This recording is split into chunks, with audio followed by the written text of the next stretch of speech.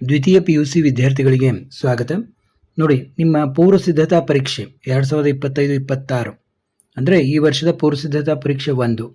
ನೋಡಿ, ನಿಮ್ಮ ಆ್ಯನ್ಯುವಲ್ ಎಕ್ಸಾಮ್ಗೆ 3 ಮಾಡೆಲ್ ಕ್ವಶನ್ ಪೇಪರು ಮತ್ತು 2 ಪ್ರಿಪ್ರೇಟ್ರಿ, ಇವುಗಳಿಂದ ಬಹಳಷ್ಟು ಪ್ರಶ್ನೆಗಳು ಬರ್ತವೆ.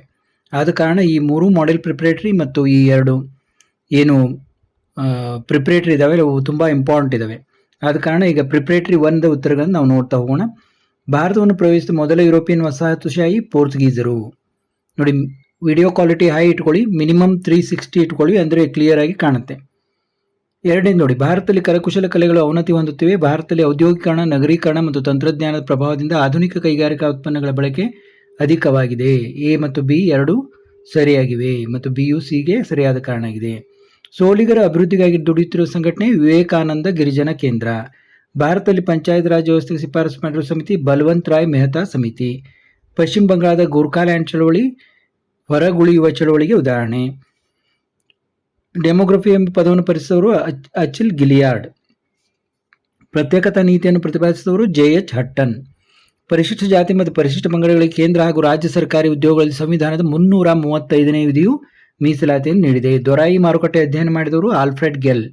ಆಂಧ್ರ ಪ್ರದೇಶದ ದೀಬು ಗುಂಟೆ ಗ್ರಾಮದ ಮಹಿಳೆಯರು ಪಾನ್ ನಿಷೇಧ ಚಳವಳಿಯನ್ನು ಪ್ರಾರಂಭಿಸಿದರು. ಇನ್ನು ಹೊಂದಿಸಿ ಬರೆಯಿರಿ. ನೋಡಿ, ಇಲ್ಲಿ ಆಲ್ರೆಡಿ ಹೊಂದಿಸಿ ಕೊಟ್ಟಿದ್ದಾರೆ. ಕೆನೆಪದರ ಸಂತಾನಂ ಸಮಿತಿ, ಕರುಣಾ ಟ್ರಸ್ಟ್, ಡಾಕ್ಟರ್ H ಸುದರ್ಶನ್, ಆರೋಗ್ಯ ವಿಮಾ ಯೋಜನೆ, ಯಶಸ್ವಿನಿ, ಮಾಧ್ಯಮ ದೊರೆ, ರೂಪರ್ಟ್ ಮಂಡೋಕ್, ನೀರಾ ಚಳವಳಿ, ತೆಂಗು ಬೆಳೆ.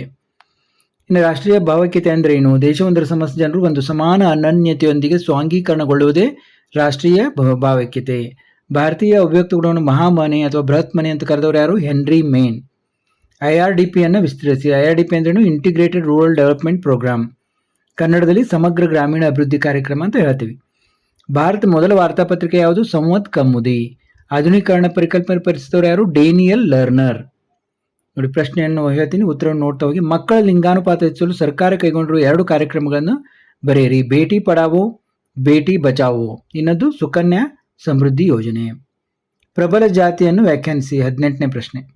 19ನೇದು, ಸೂಕ್ಷ್ಮ ಹಣಕಾಸಿನ 2 ಪ್ರಕಾರಗಳನ್ನು ತಿಳಿಸಿ. 20ನೇದು, ಗ್ರಾಮೀಣ ಅಧ್ಯಯನದಿಂದ ಹೊರಬಂದ 2 ಪರಿಕಲ್ಪನೆಗಳನ್ನು ಹೆಸರಿಸಿ. ಉತ್ತರ ನೋಡ್ತಾ ಹೋಗಿ. ಯಾವುದಾದರೂ 2 ಸಾಮಾಜಿಕ ಸಂಪರ್ಕ ತಾಣಗಳನ್ನು ಬರೆಯಿರಿ. SNDP ಸಂಘಟನೆಯ 2 ಉದ್ದೇಶಗಳನ್ನು ತಿಳಿಸಿ. ಸಂಸ್ಕೃತಾನುಕರಣದ 2 ಟೀಕೆಗಳನ್ನು ಬರೆಯಿರಿ. ಪಾಶ್ಚಾತ್ಯೀಕರಣದ ಯಾವುದಾದರೂ 2 ಕ್ಷೇತ್ರಗಳನ್ನು ತಿಳಿಸಿ. ಇನ್ನು ಭಾಗ ಸಿ ಯಲ್ಲಿ ನೋಡಿ, ಈ ಕೆಳಗಿನ ಯಾವುದಾದರೂ 6 ಪ್ರಶ್ನೆಗಳಿಗೆ 15 ವಾಕ್ಯಗಳಲ್ಲಿ ಉತ್ತರಿಸಿ. ರಾಷ್ಟ್ರೀಯ ಜನಸಂಖ್ಯಾ ನೀತಿ 2000ದ ಉದ್ದೇಶಗಳನ್ನು ಬರೆಯಿರಿ. ನೋಡಿ, ಉದ್ದೇಶ ಇದು ರಾಷ್ಟ್ರೀಯ ಜನಸಂಖ್ಯಾ ನೀತಿ 2000ದ ಉದ್ದೇಶಗಳು ಇವೆಲ್ಲ. ಇದು 25ನೇ ಪ್ರಶ್ನೆ. ನಡುವು ಹಾಕಿದ್ದಾರೆ ಅವರು ನಂಬರು. ಇನ್ನು 26ನೇ ಪ್ರಶ್ನೆ. ಅಸ್ಪೃಶ್ಯತಾ ನಿವಾರಣೆಯಲ್ಲಿ ಮಹಾತ್ಮ ಗಾಂಧೀಜಿಯವರ ಪಾತ್ರವನ್ನು ವಿವರಿಸಿ. ನೋಡಿ, ಅವರ ಪಾತ್ರಗಳನ್ನು ಪಾಯಿಂಟ್ ವೈಸ್ ಕೊಟ್ಟಿದ್ದಾರೆ, ನೀವು ನೋಡ್ತಾ ಹೋಗ್ಬೋದು. ಇನ್ನು ಮಹಿಳಾ ಸಬಲೀಕರಣ, ಮಹಿಳಾ ಸಬಲೀಕರಣದಲ್ಲಿ ಸೇವಾ ಸಂಘಟನೆಯ ಪಾತ್ರವನ್ನು ವಿವರಿಸಿ. 27ನೇ ಪ್ರಶ್ನೆ. ಇಲ್ಲಿ ನೋಡ್ಬೋದು ನೀವು 27ನೇ ಪ್ರಶ್ನೆ. ನಾನು ಹೇಳ್ದಂಗೆ ಮಿನಿಮಮ್ ವಿಡಿಯೋ ಕ್ವಾಲಿಟಿ ಹೈ ಇಟ್ಕೊಳ್ಳಿ, ಮಿನಿಮಮ್ 360 ಇಟ್ಟರೆ ಕ್ಲಿಯರ್ ಆಗಿ ಕಾಣುತ್ತೆ. ಇನ್ನು ಮುಂದಿನ ಪ್ರಶ್ನೆ ನೋಡಿ, ಅವಿಭಕ್ತ ಕುಟುಂಬದ ಲಕ್ಷಣಗಳನ್ನು ವಿವರಿಸಿ. ನೋಡಿ, ಒಂದು ವ್ಯಾಖ್ಯಾನ ಕೊಟ್ಟು ಲಕ್ಷಣಗಳನ್ನು ಕೊಟ್ಟಿದ್ದಾರೆ. ಇನ್ನು ಅವಿಭಕ್ತ ಕುಟುಂಬದ ಅನುಕೂಲಗಳನ್ನು ವಿವರಿಸಿ ಅಂತ ಮತ್ತೆ 29ನೇ ಪ್ರಶ್ನೆ ಕೇಳಿದ್ದಾರೆ. 30ನೇ ಪ್ರಶ್ನೆ. ನಗರದ ಸಮಸ್ಯೆಗಳಿಗೆ ಪರಿಹಾರಗಳನ್ನು ಸೂಚಿಸಿ. 30ನೇ ಪ್ರಶ್ನೆ ನೋಡಿ. ಇನ್ನು 31ನೇ ಪ್ರಶ್ನೆ. ಪುಷ್ಕರ್ ವಾರ್ಷಿಕ ಜಾತ್ರೆಯ ಬಗ್ಗೆ ಟಿಪ್ಪಣಿ ಬರೆಯಿರಿ. ಪುಷ್ಕರ್ ವಾರ್ಷಿಕ ಜಾತ್ರೆಯ ಬಗ್ಗೆ ಟಿಪ್ಪಣಿ ಬರೆಯಿರಿ. ಇನ್ನು 32ನೇ ಪ್ರಶ್ನೆ. ಮುದ್ರಣ ಮಾಧ್ಯಮದಲ್ಲಿ ಉಂಟಾಗಿರುವ ಆಧುನಿಕ ಬೆಳವಣಿಗೆಗಳನ್ನು ಚರ್ಚಿಸಿ. ನೋಡಿ, ಅಲ್ಲಲ್ಲಿ ಪಾಸ್ ಮಾಡಿ ನೋಡ್ಬೋದು, ಸ್ಕ್ರೀನ್ಶಾಟು ತಗೋಬಹುದು ಬೇಕಂದ್ರೆ. ಇನ್ನು ಜಾಗತೀಕರಣಕ್ಕೆ ಸಹಾಯಕವಾದ 5 ಪ್ರಮುಖ ಅಂಶಗಳನ್ನು ವಿವರಿಸಿ. ಇನ್ನು ಭಾಗ ಡಿಯಲ್ಲಿ ಕೆಳಗಿನ ಯಾವುದಾದ್ರೂ 2 ಪ್ರಶ್ನೆಗಳಿಗೆ 30 ವಾಕ್ಯಗಳಲ್ಲಿ ಉತ್ತರಿಸಿ ಅಂದರೆ ಭಾರತದ ವೈವಿಧ್ಯತೆಯ ಲಕ್ಷಣಗಳನ್ನು ಚರ್ಚಿಸಿ. 34ನೇ ಪ್ರಶ್ನೆ. ಇಲ್ಲಿ ಮೇನ್ ಪಾಯಿಂಟ್ಸ್ ಅಷ್ಟೇ ಕೊಟ್ಟಿದ್ದಾರೆ, ಇವುಗಳನ್ನು ನೀವು ವಿವರಿಸಬೇಕು. ನೋಡಿ, ಭೌಗೋಳಿಕ ವೈವಿಧ್ಯತೆ, ಭಾಷಾ ವೈವಿಧ್ಯತೆ, ಧಾರ್ಮಿಕ ವೈವಿಧ್ಯತೆ, ಸಾಂಸ್ಕೃತಿಕ ವೈವಿಧ್ಯತೆ ಮತ್ತು ಜನಾಂಗೀಯ ವೈವಿಧ್ಯತೆ ನಿಮ್ಮ ಪುಸ್ತಕದಲ್ಲೇ ಇದಾವೆ, ಅದನ್ನೇ ಬರೀಬೇಕು. 35ನೇದು ಬ್ರಿಟಿಷರ ಅವಧಿಯಲ್ಲಿ ಜಾತಿ ವ್ಯವಸ್ಥೆಯಲ್ಲಿ ಉಂಟಾದ ಪರಿವರ್ತನೆಗಳನ್ನು ವಿವರಿಸಿ. ನೋಡಿ, ಪರಿವರ್ತನೆಗಳು ಸಾಕಷ್ಟು 6 ಪಾಯಿಂಟ್ಗಳಿವೆ ಇವು. ಸಾರ್ವತ್ರಿಕ ಕಾನೂನು ವ್ಯವಸ್ಥೆ ಪರಿಚಯ, ಆಂಗ್ಲ ಶಿಕ್ಷಣದ ಪ್ರಭಾವ, ಸಮಾಜ ಸುಧಾರಣಾ ಚಳವಳಿಗಳ ಪ್ರಭಾವ, ಹೊಸ ಸಾಮಾಜಿಕ ವ್ಯವಸ್ಥೆಯ ಪ್ರಭಾವ, ಸ್ವಾತಂತ್ರ್ಯ ಹೋರಾಟದ ಪರಿಣಾಮ, ಕೈಗಾರಿಕೀಕರಣ ಮತ್ತು ನಗರೀಕರಣದ ಪರಿಣಾಮ, ಇವುಗಳನ್ನು ವಿವರಿಸಬೇಕು ನೀವು. ಇನ್ನು ರೈತರ ಆತ್ಮಹತ್ಯೆಯನ್ನು ತಡೆಗಟ್ಟಲು ಸರ್ಕಾರ ಇತ್ತೀಚೆಗೆ ಕೈಗೊಂಡ ಕ್ರಮಗಳನ್ನು ವಿವರಿಸಿ. ನೋಡಿ, ಏನೇನು ರೈತರ ಆತ್ಮಹತ್ಯೆಯನ್ನು ತಡೆಗಟ್ಟಲು ಸರ್ಕಾರ ಇತ್ತೀಚೆಗೆ ಕೈಗೊಂಡ ಕ್ರಮಗಳು: ಸಾಲ ಮನ್ನಾ ಮತ್ತು ಪರಿಹಾರ, ಹೆಚ್ಚುವರಿ ಬಡ್ಡಿ ದರ ತಡೆ ಕಾಯ್ದೆ, ರೈತರ ಸಂಕಷ್ಟಗಳಿಗೆ ಪ್ರತಿಕ್ರಿಯೆ, ಆರೋಗ್ಯ ವಿಮಾ ಯೋಜನೆ, ಬಡ್ಡಿ ದರದ ಇಳಿಕೆ, ಪರಿಹಾರ ನೀಡುವ ನೀತಿಯ ವಿಮರ್ಶೆ, ಪುನರ್ವಿಮರ್ಶೆ, ಮಾಹಿತಿ ಸೌಲಭ್ಯ ಮತ್ತು ಬೆಳೆ ವಿಮೆ, ಬಿತ್ತನೆ ಬೀಜದ ಮೇಲೆ ಸಬ್ಸಿಡಿ, ಜಲಾನಯನ ಅಭಿವೃದ್ಧಿ ಕಾರ್ಯಕ್ರಮಗಳು, ಮಾರುಕಟ್ಟೆ ಮಧ್ಯಪ್ರವೇಶ ಯೋಜನೆ ಪುನರ್ವಿಮರ್ಶೆ, ಕೃಷಿ ಸಂಶೋಧನೆಗೆ ಆದ್ಯತೆ. ಇವನ್ನೆಲ್ಲ ಒಂದಿಟ್ಟು ವಿವರಿಸಿದರೆ ಸಾಕು ನೀವು. ಭಾರತದ ಮಹಿಳಾ ಚಳವಳಿಯನ್ನು ವಿಶ್ಲೇಷಿಸಿ. ನೋಡಿ, ಭಾರತದ ಮಹಿಳಾ ಚಳವಳಿ, ಈ ಚಳವಳಿಯನ್ನು ಸ್ವಾತಂತ್ರ್ಯ ಪೂರ್ವದ ಮಹಿಳಾ ಚಳವಳಿ, ಸ್ವಾತಂತ್ರ್ಯ ನಂತರದ ಮಹಿಳಾ ಚಳವಳಿ ಅಂತ ವಿಂಗಡಿಸ್ಬೋದು. ಸ್ವಾತಂತ್ರ್ಯ ಪೂರ್ವದಲ್ಲಿ ಏನೇನು ಸಮಸ್ಯೆಗಳಿದ್ವು, ನಂತರದಲ್ಲಿ ಯಾವ್ಯಾವ ರೀತಿ ಇದಾದವು ಅನ್ನೋದನ್ನು ಬರೀಬೇಕು. ಇದು 37ನೇ ಪ್ರಶ್ನೆ. ನೋಡಿ, ಇಲ್ಲೆಲ್ಲ ಉತ್ತರ ಇದಾಗಿದೆ, ಸ್ವಾತಂತ್ರ್ಯ ಪೂರ್ವ ಮತ್ತು ಸ್ವಾತಂತ್ರ್ಯ ನಂತರದ್ದು. ನೋಡಿ, ಇಲ್ಲಿವರೆಗೆ ನಾವು ಪತ್ರಿಕೆ 1 ನೋಡಿದೆವು. ಇದೇ ರೀತಿ ಪತ್ರಿಕೆ 2 ಕೂಡ ನೋಡೋಣ. ನೋಡಿ, ಈಗ ನಿಮ್ಮ ಪೂರ್ವ ಸಿದ್ಧತಾ ಪರೀಕ್ಷೆ 2 ನೋಡೋಣ. ಅದರ ಉತ್ತರಗಳನ್ನು: 2011 ಜನಗಣತಿಯ ಪ್ರಕಾರ ಭಾರತ ಸಾಕ್ಷರತಾ ಪ್ರಮಾಣ 74.04. ಕಾಸ್ಟ್ ಎಂಬ ಪದದ ಮೂಲ ಕಾಷ್ಟ. ನೋಡಿ, ನಾನು ಸ್ವಲ್ಪ ಫಾಸ್ಟಾಗಿ ಹೋಗ್ತೀನಿ, ನೋಡ್ತಾ ಹೋಗಿ. ಆದಿವಾಸಿಗಳನ್ನು ಗಿರಿಜನ ಎಂದು ಕರೆದವರು ಗಾಂಧೀಜಿ. ಸರಿಯಾದ ಜೋಡಿಯನ್ನು ಗುರುತಿಸಿ. ನೋಡಿ, ಭದ್ರಾವತಿ ಬಂದರು.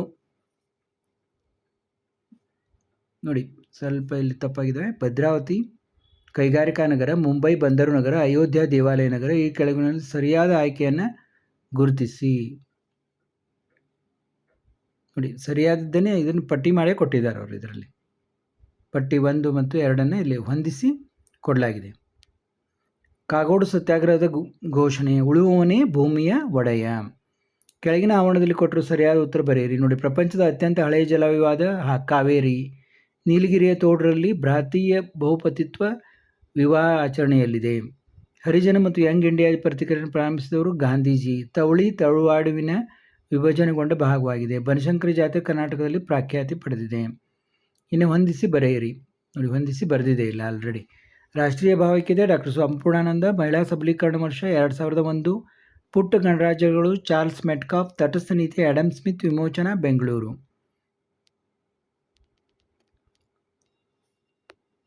ಇನ್ನು ಭಾರತ ಪ್ರಥಮ ಹಿಂದುಳಿದ ಆಯೋಗಗಳ ಅಧ್ಯಕ್ಷರು ಯಾರು? ಕಾಕಾ Saheb Kalelkar. Rural sociology in India ಕೃತಿಯ ಕರ್ತೃ AR ದೇಸಾಯಿ. ಪುಷ್ಕರ್ ವಾರ್ಷಿಕ ಜಾತ್ರೆ ಯಾವ ರಾಜ್ಯದಲ್ಲಿ ನಡೆಯುತ್ತದೆ? ರಾಜಸ್ಥಾನ.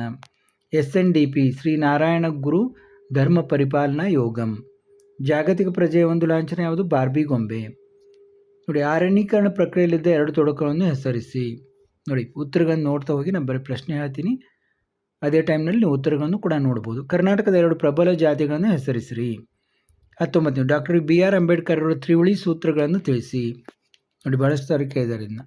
ಗ್ರಾಮ ಪಂಚಾಯಿತಿ 2 ಕಾರ್ಯಗಳನ್ನು ಬರೆಯಿರಿ. 21 ಯಾವುದಾದ್ರೂ 2 ಆನ್ಲೈನ್ ಶಾಪಿಂಗ್ ತಾಣಗಳನ್ನು ಬರೆಯಿರಿ. ಸಾಮಾಜಿಕ ಚಳವಳಿ ಯಾವುದಾದ್ರೂ 2 ಮೂಲಾಂಶಗಳನ್ನು ಹೆಸರಿಸಿರಿ. ಆಧುನೀಕರಣವನ್ನು ವ್ಯಾಖ್ಯಾನಿಸಿ. 24 ಜಾಗತೀಕರಣ ಸಹಾಯಕವಾದ 2 ಅಂಶಗಳನ್ನು ತಿಳಿಸಿ. ನೋಡಿ, ಇಲ್ಲಿ ಬಹಳಷ್ಟು ಅಂಶಗಳನ್ನು ಕೊಟ್ಟಿದ್ದಾರೆ, ನೀವು ಯಾವುದಾದ್ರೂ 2 ತಿಳಿಸಿದ್ರೆ ಸಾಕು. ಇನ್ನು ಭಾಗ ಸಿಯಲ್ಲಿ ಕೆಳಗಿನ ಯಾವುದಾದ್ರೂ 6 ಪ್ರಶ್ನೆಗಳಿಗೆ 15 ವಾಕ್ಯಗಳಲ್ಲಿ ಉತ್ತರಿಸಿ. ಭಾರತದ ಜನಸಂಖ್ಯಾ ಶಾಸ್ತ್ರೀಯ ಚಿತ್ರಣದ 5 ಲಕ್ಷಣಗಳನ್ನು ಸಂಕ್ಷಿಪ್ತವಾಗಿ ವಿವರಿಸಿ. ನೋಡಿ, ಇದು 25ನೇ ಪ್ರಶ್ನೆ. ಈ ಅಂಕಿಯನ್ನು ನಡುವೆ ಹಾಕಿದ್ದಾರೆ ಇವರು. ನೋಡಿ, ಪ್ರಮುಖ ಲಕ್ಷಣಗಳು: ಭಾರತೀಯ ಜನಸಂಖ್ಯೆ ಗಾತ್ರ ಮತ್ತು ಬೆಳವಣಿಗೆ, ಭಾರತೀಯ ಜನಸಂಖ್ಯೆ ವಯೋರಚನೆ, ಜನಸಂಖ್ಯಾ ಲಾಭಾಂಶ, ಪ್ರಮಾಣ ಮತ್ತು ಮರಣ ಪ್ರಮಾಣ, ಭಾರತದಲ್ಲಿ ಕುಸಿಯುತ್ತಿರುವ ಲಿಂಗಾನುಪಾತ ಕುಸಿತದ ಕಾರಣಗಳು, ಹೆಚ್ಚುತ್ತಿರುವ ಸಾಕ್ಷರತಾ ಪ್ರಮಾಣ.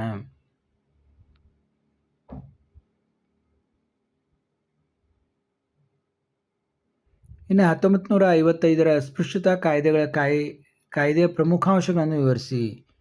ನೋಡಿ, 26ನೇ ಪ್ರಶ್ನೆ.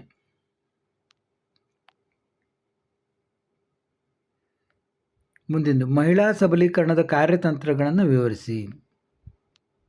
ಮಹಿಳಾ ಸಬಲೀಕರಣದ ಕಾರ್ಯತಂತ್ರಗಳನ್ನು ವಿವರಿಸಿ. ನೋಡಿ, ಕಾನೂನಾತ್ಮಕ ಕಾರ್ಯತಂತ್ರಗಳು, ಆರ್ಥಿಕ ಕಾರ್ಯತಂತ್ರಗಳು. ನಾನು ಈಗಾಗಲೇ ಹೇಳಿದೆ ನಿಮಗೆ, ಹೈ ಕ್ವಾಲಿಟಿಯಲ್ಲಿ ಇಟ್ಕೊಳ್ಳಿ, ಮಿನಿಮಮ್ 360 ಇರಬೇಕು, ಅಂದರೆ ವಿಡಿಯೋ ಕಾಣುತ್ತೆ ನಿಮಗೆ. ನರಸಿಂಗನವರ ಪಿತೃಪ್ರಧಾನ ಅವಿಭಕ್ತ ಕುಟುಂಬವನ್ನು ವರ್ಣಿಸಿ. 28ನೇ ಪ್ರಶ್ನೆ.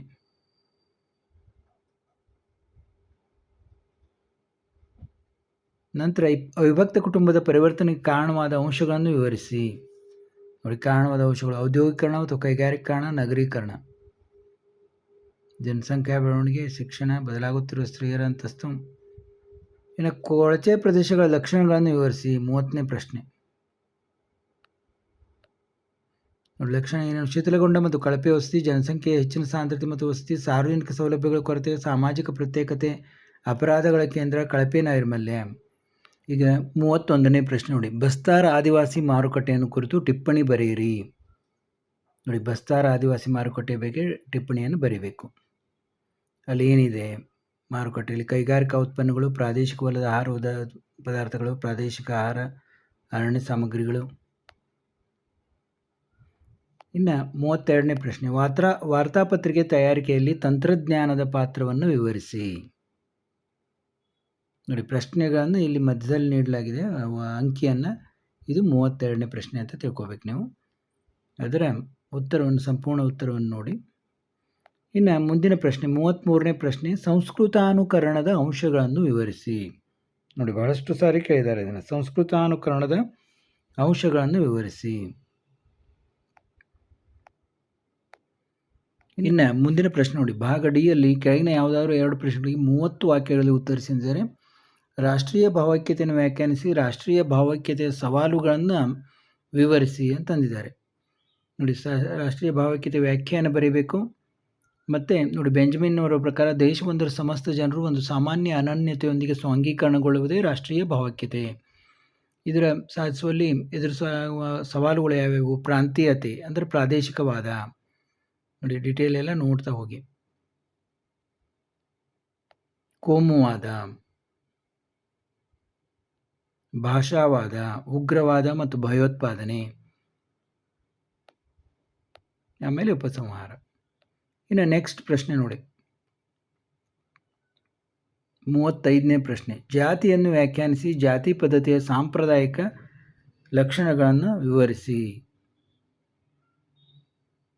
ಜಾತಿಯ ವ್ಯಾಖ್ಯೆಗಳು ಹರ್ಬರ್ಟ್ ರಿಸ್ಲೆ ಅವರು ಮತ್ತು SV ಕೇತ್ಕರ್ ಅವರದ್ದು ಕೊಟ್ಟಿದ್ದಾರೆ. ನೀವು ಯಾರ್ದಾದ್ರೂ ಒಬ್ಬರದ್ದು ಬರೀಬೋದು. ವಿವರಣೆಯನ್ನು ನೋಡಿ. ಜಾತಿಯ ಪ್ರಮುಖ ಲಕ್ಷಣ ಏನು? ಜಾತಿಯು ಸಮಾಜದ ಹೋಳಾದ ಭಾಗವಾಗಿದೆ. ಅದನ್ನು ವಿವರಣೆಯನ್ನು ಕೊಡ್ತಾ ಹೋಗ್ಬೇಕು ಇಲ್ಲಿ. ಹಾಗೆ ಶ್ರೇಣೀಕೃತವಾದದು ನೋಡಿ, ಬ್ರಾಹ್ಮಣರು, ಕ್ಷತ್ರಿಯರು, ವೈಶ್ಯರು, ಶೂದ್ರರು, ಪಂಚಮರು, ಈ ರೀತಿ ಸಮಾಜವು ಶ್ರೇಣೀಕೃತವಾಗಿದೆ. ಆಹಾರ ಮತ್ತು ಸಾಮಾಜಿಕ ಸಂಪರ್ಕಕ್ಕೆ ಸಂಬಂಧಿಸಿದ ನಿರ್ಬಂಧಗಳು, ನಾಗರಿಕ ಮತ್ತು ಧಾರ್ಮಿಕ ಅನರ್ಹತೆಗಳು ಮತ್ತು ಮೇಲುವರ್ಗದವರಿಗಿದ್ದ ಸೌಲಭ್ಯಗಳು, ವೃತ್ತಿ ಸಂಬಂಧಿತ ನಿರ್ಬಂಧಗಳು, ವೈವಾಹಿಕ ನಿರ್ಬಂಧಗಳು. ನೋಡಿ, ಇವನ್ನೆಲ್ಲ ಇದನ್ನು ಮಾಡಬೇಕು. ನೆಕ್ಸ್ಟ್, ಭಾರತೀಯ ಗ್ರಾಮಗಳ ಕೃಷಿ ಮತ್ತು ಆರ್ಥಿಕ ಸಮಸ್ಯೆಗಳನ್ನು ವಿಶ್ಲೇಷಿಸಿ. ಭಾರತೀಯ ಗ್ರಾಮಗಳ ಕೃಷಿ ಮತ್ತು ಆರ್ಥಿಕ ಸಮಸ್ಯೆಗಳು, ಅಸಮಾನತೆ, ತಾರತಮ್ಯ ನೀತಿಗಳು, ಕೃಷಿಯ ಸಂದಿಗ್ಧತೆ, ಅದನ್ನೆಲ್ಲ ಹೇಳಬೇಕು ನೀವು. ವ್ಯವಸಾಯಕ್ಕೆ ತಗಲುವ ಖರ್ಚಿನ ಹೆಚ್ಚಳ, ರಾಜ್ಯದಿಂದ ಕಲ್ಯಾಣ ಕಾರ್ಯಕ್ರಮಗಳನ್ನು ಉದ್ದೇಶಪೂರ್ವಕವಾಗಿ ಹಿಂಪಡೆಯುವಿಕೆ, ಜಾಗತೀಕರಣ ಸ್ಪರ್ಧೆ ಮತ್ತು ದೊಡ್ಡ ಬಂಡವಾಳಶಾಹಿಗಳಿಂದ ಆಗುವ ಶೋಷಣೆ, ಸಂಕೀರ್ಣ ಬ್ಯಾಂಕಿಂಗ್ ನಿಯಮಗಳು ಮತ್ತು ಸಾಂಸ್ಥಿಕ ಮೂಲಗಳಿಂದ ಸಾಲದ ಲಭ್ಯತೆ, ಸಹಕಾರ ವಲಯದ ವೈಫಲ್ಯ, ನೀರಾವರಿಗಾಗಿ ಅಂತರ್ಜಲದ ಮೇಲೆ ಹೆಚ್ಚಿನ ಅವಲಂಬನೆ, ಬರಪೀಡಿತ ಪ್ರದೇಶಗಳ ಹೆಚ್ಚುತ್ತಿರುವ ರೈತರ ಆತ್ಮಹತ್ಯೆ ಪ್ರಕರಣಗಳು. ಇನ್ನು ಕರ್ನಾಟಕದಲ್ಲಿನ ರೈತ ಹೋರಾಟಗಳನ್ನು ಚರ್ಚಿಸಿ. ನೋಡಿ, 37ನೇ ಪ್ರಶ್ನೆ, ಕಾಗೋಡು ರೈತರ ಸತ್ಯಾಗ್ರಹದ ಬಗ್ಗೆ ಹೇಳಬೇಕು. ಆಮೇಲೆ ಯಾವ್ಯಾವ ರೀತಿ ಪ್ರತಿಭಟನೆ ನಡೆಯಿತು ಅನ್ನೋದನ್ನು ಇಲ್ಲೆಲ್ಲ ನೀವು ಸ್ವಲ್ಪ ಬರಿತಾ ಹೋಗ್ಬೇಕು. ಆಮೇಲೆ ಮಲಪ್ರಭಾ ರೈತ ಹೋರಾಟ, ಅದರ ಬಗ್ಗೆನೂ ಬರೀಬೇಕು. ನೋಡಿ, ಈ ರೀತಿ ನೀವು ಬರೆದರೆ ನಿಮಗೆ ಸಂಪೂರ್ಣ ಅಂಕಗಳು ದೊರೀತವೆ. ನೋಡಿ, ಇಲ್ಲಿವರೆಗೆ ನಾವು ಒಂದು ಪ್ರಿಪ್ರೇಟ್ರಿ 1 ಮತ್ತು 2 ಪೇಪರ್ಗಳನ್ನು ಸಂಪೂರ್ಣ ಉತ್ತರಗಳನ್ನು ನೋಡಿದೆವು.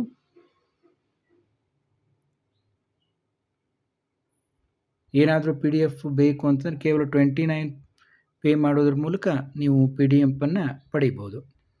3 ಮಾಡೆಲ್ ಪೇಪರು ಮತ್ತು ಪ್ರಿಪ್ರೇಟ್ರಿ ಕೂಡ.